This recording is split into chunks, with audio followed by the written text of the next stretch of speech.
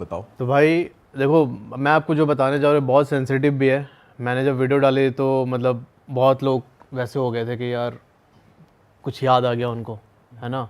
तो भाई ये स्टोरी अपने देश में एक हुई नेशनल ट्रेजेडी से रिलेटेड है। 2023 में आपको पता होगा बालासोर में 3-4 ट्रेन टकरा गए थे आपस में। करेक्ट। बहुत सारे लोगों की डेथ हुई थी उसमें।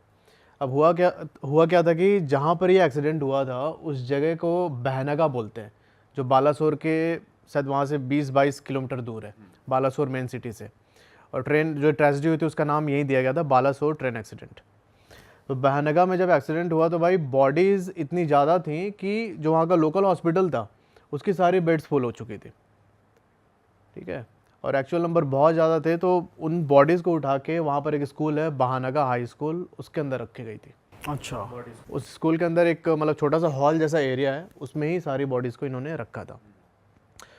बहुत सारी बॉडीज़ ऐसी थी जिनका अंतिम संस्कार वहाँ के लोकल्स ने किया, उनके रिलेटिव्स पहुँच नहीं पाए थे, ठीक है।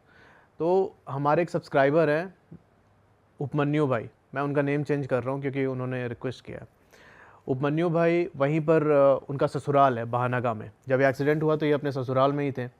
इन्होंने अपने ब्रदर इन लॉ के साथ मिल के बहुत सारी डेड बॉडीज़ को वहाँ से शमशान तक लेके गए थे। जो एक्चुअल वहाँ पर ट्रेजेडी हुई थी, जो एक्चुअल वहाँ पर मतलब इतना ज़्यादा सैड सीन था, उन्होंने मुझे एक्सप्लेन किया ईमेल में। अच्छा, जो ये उपमन्यु भाई हैं ये हैं इंडियन आर्मी के टेरिटोरियल जो फोर्स होती है इनकी, उसमें डॉक्टर हैं। इनकी पोस्टिंग है मणिपुर में। अब जो घटना हुई थी बालासोर वाली उससे 1 साल बाद आते हैं। 1 साल के बाद मतलब इनकी शादी हो चुकी थी और इनकी वाइफ प्रेग्नेंट है। और यहाँ पर जो उपमन्यु भाई हैं, ये भाई पोस्टेड है मणिपुर में। बेसिकली क्या होता है कि 2 महीने की पोस्टिंग होती है टेरिटोरियल आर्मी में, ठीक है, किसी भी डॉक्टर की। पर वहाँ पे टेंशन बहुत ज़्यादा थी तो इनका एक्सटेंड हो गया था, लगातार 2 साल से वहीं पे काम कर रहे थे। तो भाई इनके वाइफ को प्रेग्नेंट हुए 6 महीने हुए थे। इन्होंने बोला था कि तुम अपने मम्मी के पास ही चले जाओ, वहाँ पे तुम्हारा केयर कर लेंगे वो लोग अच्छे से। इनके वाइफ वहीं पर थी अपने मम्मी के घर पे बहानगा में। तो होता क्या है कि भाई 6 महीने प्रेग्नेंट थी और एक रात मतलब ये उपमन्यु के साथ कॉल पे थी तो बोलती है कि यार मेरे को मंचूरियन खाने का मन कर रहा है। अब ऐसा होता है ना कि मतलब प्रेगनेंसी में क्रेविंग्स और मूड स्विंग्स, तो इनको मंचूरियन खाने का मन कर रहा है। तो इन्होंने बोला कि एक काम करो, अभी रहने दो, बहुत रात हो रही है, कल मैं जो सानू है इनके वाइफ का भाई, उससे मैं भिजवा दूंगा, खा लेना। ये बोलते कि नहीं मैं बस लेके आती हूँ फटाक से बाहर से। भाई उपमन्यु की वाइफ उस रात 12:30-1 बजे के आसपास बाहर निकल गई। कोई रोड साइड वेंडर था, वहाँ से गई, अपना मंचूरियन पैक करा के लेके आई। पर अब जब वो घर पहुँचे ना भाई, सब सीन चेंज हो चुका था एकदम। ये उसके अगले दिन से ही बहुत चिड़चिड़ी रहने लगी। खाना कभी कभी बनाती किचन में जाके तो भाई वो उबल रहा है, चाय उबल रहा है, वो पूरा गिर रहा है इनका ऊपर से, वो जो सॉसपेन होता है, कोई ध्यान नहीं है, सामने देख रही है एकदम। सब्जी बना रही है, चावल बना रही है तो एकदम ज़्यादा बहुत ज़्यादा बना दे रही है। और बात ये थी कि भाई वो सारी चीज़ें वो खा भी रही थी, मतलब इनका इतना है ना खाने का, भाई इतना खा रही थी। अच्छा। इनका मूड भी बहुत मतलब मूड स्विंग्स हो रहे थे, बहुत ज़्यादा चिड़चिड़ी रहने लगी, गुस्सा आने लगा बहुत ज़्यादा इनको। अब यहाँ होता क्या है कि जो उनके मम्मी पापा थे उन्होंने सोचा कि भाई ये प्रेगनेंसी में इनका मूड स्विंग हो रहा है, उसकी वजह से, कुछ हार्मोनल इश्यूज़ की वजह से। इन्होंने एड्रेस नहीं किया उस चीज़ को कि नॉर्मल ही है। तो अब ये क्या होता है कि यहाँ पर इनकी वाइफ रूम बंद करके रहने लगी बहुत देर तक, जाके लोग नॉक करते तो खोलती नहीं। और फिर उन्होंने नोटिस किया कि भाई उसके 4-5 दिन के बाद से, जिस दिन वो मंचूरियन खाने गई थी, ये रूम बंद करके अंदर बैठी है, कोई नॉक कर रहा है रात को, जाके रूम गेट खोलो चलो खाने ऐसे। तो ये लोग नोटिस करते हैं इनके मम्मी पापा कि अंदर से ना उनके रूम से बेड से चल के कोई गेट तक आता है, ठीक है, खड़े होके तो बहुत डीप ब्रीथ करता है और फिर वापस चली जाती है वो बिना गेट खोले। और फिर वो गेट खुलता था उसके 10-15 मिनट के बाद। अच्छा। और वो 3-4 बार होता है, 3-4 बार कोई आता एकदम गेट तक, इनकी आवाज़ सुनता और वापस चला जाता। ये लोग समझ नहीं पाए कि भाई क्या हो रहा है। पर इन्होंने उपमन्यु को नहीं बताई ये बात कि भाई तुम्हारे वाइफ के साथ ऐसे ऐसे हो रहा है। इनकी वाइफ एक्चुअली वहाँ पोजेस हो चुकी थी। जब ये मंचूरियन लाने गई थी, तो ये बाद में बताया उपमन्यु ने कि जब ये मंचूरियन लाने गई थी तब वहाँ पर जो ट्रेन एक्सीडेंट में एक औरत मरी थी, प्रेग्नेंट लेडी थी, उसकी स्पिरिट इसके अंदर आ चुकी थी। अरे ये सब रिवील कब हुआ, जब प्रेगनेंसी का टाइम हुआ, ये गई वहाँ हॉस्पिटल में, तो इनका जो बेबी था ये डेड था। अच्छा, ठीक है, और डॉक्टर ने बोला कि आप अब कभी माँ नहीं बन पाएंगे। तो वो स्पिरिट क्या एक्सपेक्ट कर रही थी, ये चीज़ ये मालूम मैं पड़ी? बता रहा हूँ। तो उपमन्यु को जब पता चला, ये घर आया, तो इनके सारे फैमिली वाले इसको लेके गए, मतलब दिखाने के लिए झाड़ फूक, क्योंकि प्रेगनेंसी के बाद भी मतलब वो चिड़चिड़ापन ख़त्म नहीं हो रहा था, गुस्सा में रहना और फिर वैसे डोर पे वो हरकतें करना, वो सारी चीज़ें कर रही थी। इसको लेके गए ये लोग झाड़ फूक कराने के लिए, तब उसने यही बोला कि एक प्रेग्नेंट लेडी थी, इसके पेट में बच्चा था, और उसने तुम्हारी बीवी पे कब्जा कर लिया है, उसकी डेथ हो चुकी थी। तो भाई ये होता है ना कि जैसे स्पिरिट कुछ अगर क्रेव करते हुए डेथ करती है, जैसे मान लो कि वो लेडी है, वो प्रेग्नेंट है, भाई उसको बच्चा चाहिए, ठीक है, उसको उसका तो बच्चा चला गया और उसकी डेथ हो गई, भाई उसकी ये अंतिम ख्वाहिश रह गई ना माँ बनने की, तो फिर ये ऐसे मतलब जो पर्सन होते हैं उन पे अटैक करती है, मतलब उनके शरीर में रहना चाहते हैं वो फील करने के लिए कि भाई ये जब बच्चे को जन्म देगी तो मैं उसके शरीर में रहूँगी। बट उनका बच्चा फिर भी सर्वाइव नहीं कर पाया। तो अब उपमन्यु ये बोल रहे थे कि अब मेरे को ज़िंदगी भर ऐसे दुख के साथ रहना पड़ेगा कि बट इस इनका कोई वो नहीं हो सकता, इलाज नहीं हो सकता कि किसी कोई भाई उस जो वो जो स्पिरिट थे उसने बॉडी के अंदर ही इंटरनली कुछ ऐसा कर दिया कि अब वो नहीं बन पाएगी माँ। स्पिरिट ने ये भी देखा ना कि भाई वो प्रेग्नेंट औरत है, जा रही है, मैं नहीं दे पाई, तो जेलस भी हो जाते हैं बहुत बार, आउट ऑफ जेलसी भी ऐसे डैमेज कर देते हैं। ये उस स्कूल के सामने पोजेस हुई हैं, ठीक है, वो स्कूल भाई बहुत हॉन्टेड है अब इस टाइम पे।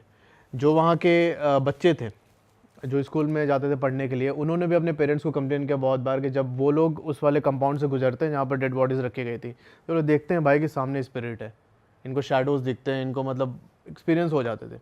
इन्होंने जाकर अपने घर पे कंप्लेन किया कि मम्मी मेरे को ऐसे दिख रहे हैं।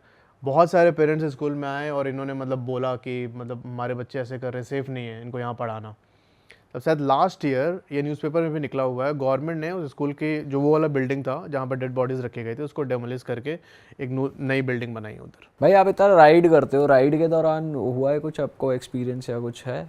भाई राइड के दौरान मतलब हॉरर में तो एक घटना हुई थी, बाकी मैं एक स्पाई के घर पे रुक चुका हूँ।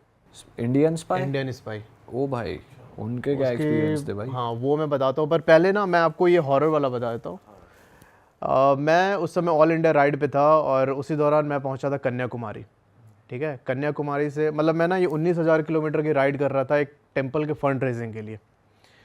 तो उस दौरान मैं जब कन्याकुमारी पहुंचा तो अगले दिन मेरे को रामेश्वरम निकलना था। मैं रात के 8 बजे मतलब 7:30 के आसपास बीच पे गया, कन्याकुमारी का जो मेन बीच है वहाँ पे ना जनवरी का टाइम था, अराउंड 13th-14th डेट। उस टाइम पर अपना वो फेस्टिवल होता है ना, एक पोंगल टाइप को सेलिब्रेट करते हैं और ना मकर संक्रांति। वहाँ पर वो ना बहुत अच्छे से 3-4 दिन का फेस्टिवल होता है। तो मैं बीच में खड़े को देख रहा था, बहुत क्राउड है भाई, लोग यहाँ पे पूरा मस्ती कर रहे हैं। अच्छा, मैं उस टाइम पे वीडियो भी रिकॉर्ड कर रहा था, मेरे को कंटेंट भी बनाना होता था। अब मेरा ज़्यादा कंटेंट हुआ नहीं था कन्याकुमारी से और मेरे को नेक्स्ट डे निकलना था। मैंने फिर सर्च किया कि आसपास घूमने की कौन सी जगह है, तो ना उसमें एक फ़ोर्ट का नाम आया, वटाकोटाई फोर्ट। ये एक ऐसा फोर्ट है जिसको कि ट्रैवनकोर एम्पायर ने बनवाया था। समंदर के किनारे फोर्ट बना हुआ है ताकि कुछ अगर समंदर से अटैक होता है तो उसको डिफेंड कर सके। मैंने सोचा कि भाई यहाँ से बीच से 4-5 किलोमीटर है, चलते हैं। अब मेरे को लगा कि यार बीच पे इतने टूरिस्ट हैं, सब लोग घूम रहे हैं, फोर्ट पे भी होंगे टूरिस्ट उस समय, है ना। मैंने और कुछ नहीं सोचा, मैं भाई निकल गया गूगल मैप लगा के फोर्ट की तरफ। 2 किलोमीटर चलने के बाद मेन रास्ता कट जाता है, अंदर जाता है गाँव की तरफ। मैंने भाई बुलेट घुसा दी गाँव की ओर, चलता गया। गांव एकदम सन्नाटा, एक इंसान नहीं, कोई नहीं दिख रहा मेरे को। मैं चलता गया, फोर्ट अभी भी मेरे को दिखा रहा था 1 किलोमीटर है। रास्ते में मेरे को एक अंकल मिले, वो ना रोड के साइड पे एक नारियल का पेड़ जो होता है उस पर चढ़ के कुछ तोड़ रहे थे, नारियल वगैरह। मैंने उनसे पूछने की कोशिश की कि भाई यहाँ से फोर्ट कितनी दूर है, मतलब टूरिस्ट तो मिल जाएगा ना, क्योंकि अभी तक मेरे को कोई दिख नहीं रहा इधर। तो उन्होंने अपना कुछ तमिल लैंग्वेज में कुछ बोला, मेरे को समझ नहीं आया। मेरे को ये भी डर लग रहा था कि उस दोनों साइड पे ना जंगल टाइप का था कि भाई कोई जानवर निकल के मत आ जाए सामने। मैं भाई पहुंचा फाइनली उस फोर्ट पे। दूर से मेरे को फोर्ट दिख रहा है। फोर्ट से करीब 200 मीटर पहले मेरे को दिखता है कि उसके सामने ना रोड ब्लॉक किया हुआ है एक लकड़ी डाल के। समझ रहे हो, मतलब उसका क्लियर इंडिकेशन था कि इसको क्रॉस करके नहीं जाना है। मैंने बुलेट को साइड से लिया, रोड छोड़ के साइड से लिया और चला गया फोर्ट की तरफ। उतरा तो भाई वहाँ पे पूरा बोर्ड लगा हुआ है कि यहाँ पे कोई भी चीज़ टच मत करना, ठीक है। वहाँ मतलब वार्निंग बोर्ड्स लगे हुए थे और वहीं पे साइड में एक माता रानी का एक छोटा सा मंदिर बना हुआ था। मेरे को ऐसा लग रहा था कि वो वहाँ के प्रोटेक्टर देवी है जो प्रोटेक्ट करते उस एरिया को। भाई जानवरों की आवाज़ आ रहे हैं वहाँ पे, ठीक है। बिल्ली थी वहाँ पे और एक कुत्ता था और मैं सिर्फ, और कोई नहीं, घनघोर अंधेरा, ठीक है। उस टाइम पर मेरे वीडियो में भी है, मुझे ऐसा लगा कि भाई मैं फोर्ट देख रहा हूँ, अपना ब्लॉग कर रहा हूँ, मेरे पीछे से दौड़ के गया कोई। अच्छा, एनर्जी महसूस हो रही है एनर्जी आपको अपने महसूस है, कोई आसपास। दौड़ के गया। ये मेरे वीडियो में है, रिकॉर्डेड है। मैंने सोचा कि यार अब यहाँ पे इस समय मतलब ठहरना मुझे सही नहीं लग रहा, चलते हैं। मैं बुलेट उठाई, वापस होटल की ओर आने लगा। जब थोड़ा सा और आगे गया तो मेरे को रोड के साइड में दिखता है कि एक बोर्ड लगा है बीच रोड लिख के, बीच रोड लिखा हुआ और एरो बने हुए, मतलब उधर कोई बीच से साइड में वहाँ पे जाने का रास्ता था। मैंने सोचा कि यार मतलब मैं पूरा राइड करके कोस्टल से आ रहा था, मेरे को लगा कि यार 8-9-10 बजे तक तो लोग बीच पे बैठे होते हैं, यहाँ पे भी वैसा ही सीन होगा, चलो बीच पे चलते, कुछ टाइम स्पेंड करते, फिर वापस आ जाएंगे। भाई मैंने मेन वो गांव वाला रोड छोड़ के अंदर घुसा दी गाड़ी, ठीक है। चलता गया 200 मीटर जाने के बाद एक टर्न था, उस टर्न से होके मुझे बीच की साइड जाना था। मैं जाके उस टर्न पे रुक गया। मेरे को क्या सामने दिखता है कि भाई नीले कलर के टॉम्स बने हुए हैं, वो शमशान घाट था पूरा। जो एक लड़का, एक बच्चा नहीं, एक आदमी नहीं, औरत, कुछ नहीं भाई, मैं अकेले सुनसान बैठा हुआ, सुनसान में एकदम। एक बार तो मेरा मन कर रहा था कि मैं जाऊं उधर बीच की तरफ घूम के आऊं, फिर पता नहीं कुछ आया अंदर से कि यार मत जा, सही नहीं है। अभी मैं ये सोच ही रहा हूँ कि यार जाऊँ कि ना जाऊँ, तब तक मेरे हेलमेट का वाइजर खोला हुआ था, दोनों साइड से ना एकदम ठंडी लहर का ऐसे झोंका नहीं होता, आवाज़ सीटी मारते हो, वो निकला। अब वो निकला तो फिर मैंने सोचा कि यार ये साइन है, वापस लौट जाना चाहिए। एडवेंचर चुतियापे में फ़र्क है भाई, तो फ़र्क मेंटेन करना चाहिए। मैंने प्लान ड्रॉप करके वापस आ गया अपने होटल। पर ऐसी जगहों पे ये भी होता है, वहम भी हो जाता है ना कभी कभार कि दिमाग उस तरीके से चलता, हो सकता है वो यार वो आपके हवा मैंने फील किया अपनी स्किन पे यार। उसके बाद आप बीमार पड़े? मतलब उतना कुछ खास तो नहीं लगा उस रात, मेरे बॉडी में थकावट रही बहुत ज़्यादा, बॉडी पेन होता है ना बहुत ज़्यादा। तो भाई मैं भगवान को थोड़ा मानता हूँ, महाकाल को, तो मेरे को लगता है कि सारे उनके ही गण हैं। तो अरे वाह, आपने ये वीडियो यहाँ तक देख ली भाई, तुमने हमारी मेहनत सफल कर दिया, तुम ही लोग हो असली रियल हिट। और अगर आपको बहुत मज़ा आ रहा है ऐसी क्लिप्स में, ऐसी वीडियोस में, तो फटाफट जाइए प्लेलिस्ट पे बिंज वॉच कीजिए और सारी वीडियोस देख डालो और मौज काटो। That is it. हम मिलेंगे नए पॉडकास्ट में, नए क्लिप में। Till then bye bye, see you, take care, do subscribe.